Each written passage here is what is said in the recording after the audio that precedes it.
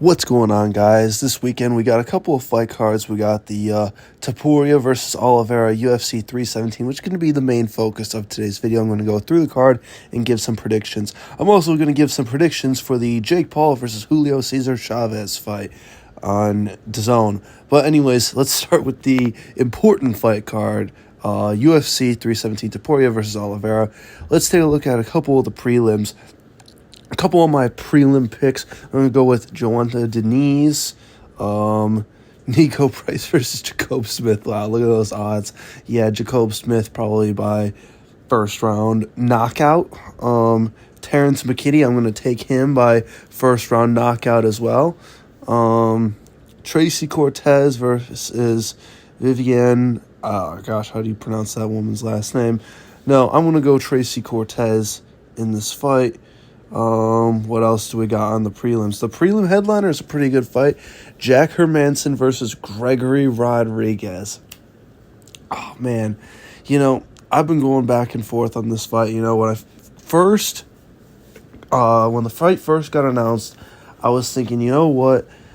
Cannonier took a lot of damage in his last fight.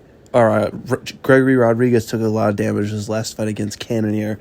And Jack Hermansson, he only fights when he's, 100% healthy. His last fight, he fought, a young, up-and-coming prospect, and he gave him a fraud check. But you got to think, that was a 5-round fight. He kind of likes to move and just, touch you and kind of, outlast you as the fight goes on. This is going to be a 3-round fight. And I do think Gregory Rodriguez might just be a bit too powerful early for him and win the first 2 rounds. The later this fight goes, the more Jack Hermansson will kind of gain control. It's just how long will Gregory Rodriguez be able to put a pace on Jack Hermansson, because I don't see him finishing Jack Hermansson. So I'm going to go Gregory Rodriguez by decision. I don't think Hermansson can hurt him enough to really swing the tide of this fight. Peyton Talbot versus Felipe Lima. Oh, man.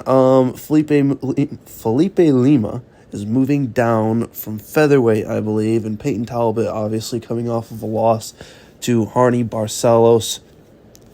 I am going to go with Felipe Lima. I really think that the game plan of Peyton Talbot got completely exposed, or the game plan to beat him got exposed in his last fight. I mean, Harney Barcelos is a decent fighter, but I definitely don't think he's one of these top-level guys. And I know he's coming off a win to Cody Garbrandt, but I just think that speaks more so to the decline and fall off of Cody Garbrandt than, Harney Barcelos is, this absolute monster. I feel like, if you're a well-rounded bantamweight fighter, you can beat Harney Barcelos. So, yeah, I'm going to go with Felipe Lima for my pick. Beneil Dariush versus Renato Moicano.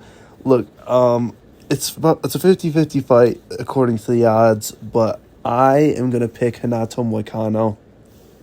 Beneil Dariush, yes, he's only lost to the number 1 and number 2 guys, Oliveira and Arman Tsarukyan. But you got to think, he's a bit older. He had his momentum, and he was right there for a title shot, and he just got brutally knocked out twice. He's taken a long time off. He's not really looking, for a title shot anymore. He's kind of just, fighting to fight right now.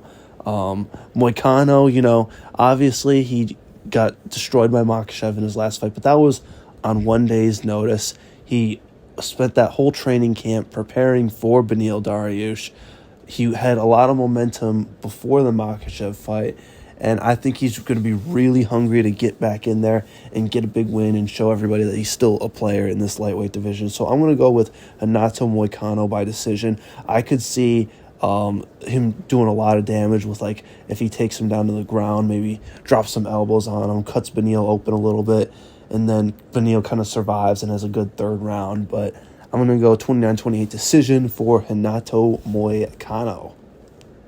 Brandon Morrival versus Joshua Van. I'll tell you what, this is a really good card because there's a lot of 50-50 fights. Most of these fights are 50-50 fights.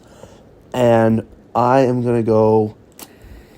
See, when this fight first got announced, I was thinking, wow, Royval, I don't like Joshua Van. against longer, rangier strikers, and especially against a guy who as experienced as Brandon Royval. But I think I'm going to pick Joshua Van simply because his boxing is so tight, it's so crisp, and that pressure that he puts on guys is really good. And I know he hasn't fought anyone nearly as good as Brandon Royval, but he didn't take hardly any damage in his last fight. And I know, yes, he got knocked out by Charles Johnson last year, but he's improved so much since then.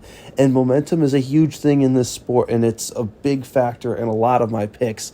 So I've been thinking Brandon Royval for a long time, but I thought I switched over and I was going to pick Royval. But you know what? I am going to pick Joshua Van to beat Brandon Royval in a very close decision.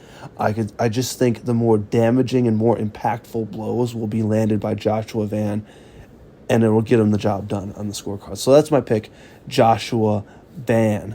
Pantoja versus Kai Kara-France. I'm going to pick Pantoja in this fight. I think pretty clearly he's going to win this. I probably will pick him to win by decision. Just see him putting an absolute frantic pace on Kai Kara-France. He kind of reminds me, Pantoja, of Merab. And he just makes guys like fight so frantic, and they get, kind of, shook and stunned, and they, he doesn't let guys settle into the fight. He makes other people fight, his high-paced fight, as he's, got a massive physicality advantage over a lot of these guys. So, yeah, I'm going to pick Pantoja. I'm going to pick him. I don't think he's going to finish Kai Kara-France, but I'm going to pick him by a clear decision, either, 48-47, 49-46, something like that. So, that's my pick. And then Topuria versus Oliveira. I'm picking Topuria, guys. Massive odds, and I know for, the Oliveira fans, never count out Charles to Bronx Oliveira, but his fight style, man, he's just Muay Thai, moving forward the whole time, chin up in the air. He gets rocked by Poirier, Gaethje, Chandler in both of their fights. He gets hit too much, and the combinations of Topuria are different than anybody else. He throws hammers. He chops you to the body, he chops you to the head, and it's not just one big looping punch. It's multiple, and he throws it tight. He's also has, the ability, I think he could possibly even, hurt Oliveira and then maybe submit him as well. I know, a lot of these people are, oh my gosh, you don't want to mess with Oliveira on the ground, but, don't sleep on Topuria in his submission game. I think I'm going to pick Topuria, and I'm going to pick him by TKO in the first 2 rounds. I could see him dropping Oliveira multiple times, and Oliveira just never really getting a chance to settle into the fight. So, that's what I'm going to do. I'm going to pick Ilia Topuria. Now, let's move over to this boxing card over here. Some notable names on it: Floyd Schofield, Holly Holm, former UFC fighter, Zurdo Ramirez, the cruiserweight champion of the world, and of course, the main event, Jake Paul versus Julio Cesar Chavez. I'll tell you what, a lot of people really find Jake Paul annoying. I don't really find him too annoying, as I kind of just appreciate it for what it is. It's kind of, sideshow circus a little bit. But people acting like, okay, this is his first real test in boxing. I don't buy that at all. I think Julio Cesar Chavez is he's a crackhead. That's what I think. But, seriously, he has had some issues with drugs before. He used to be a decent boxer years ago, but even then he was a smaller guy who's, moved up in weight class a lot and is fighting at cruiserweight now. He went 12 rounds with Canelo, but he got the crap beat out of him. And recently he's just kind of been going to split decisions with Anderson Silva and Uriah Hall. And Jake Paul fought and beat Anderson Silva 2-3 years ago. I just think Jake Paul is going to be bigger, stronger, faster, more explosive. And I think he's just going to beat the brakes off of Chavez Jr. I see him stopping Chavez inside of 4 rounds.